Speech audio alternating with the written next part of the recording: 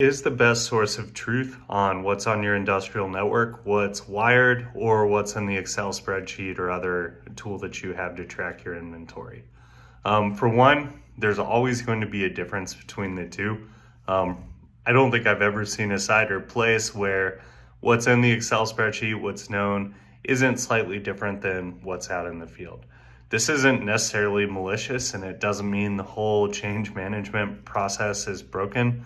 It just means maybe there's maintenance laptops out in the field that are expected to be out there that aren't being lined up with the IP address or where you expect to see them, right? They may still be on the inventory in a different part of the inventory, not known on there when you put on the wire, right?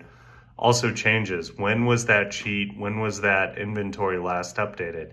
How often is it updated? What does it look at? And then things like, hey, if this is multi-homed, if this asset has multiple network interfaces and it sits on multiple local area networks or part of the network, what does that look like, right? The count of IP addresses, the count doesn't, or MAC addresses doesn't necessarily line up with how many assets you have at the end of the day, right? Because a single asset could have multiple IPs or MACs associated with it. And so when you're thinking on asset inventory, what's in the spreadsheet does matter, and it's still important to keep the spreadsheet. It's also important though to look at what's coming off the wire. What do we have data around? What other tools see that may be out in the environment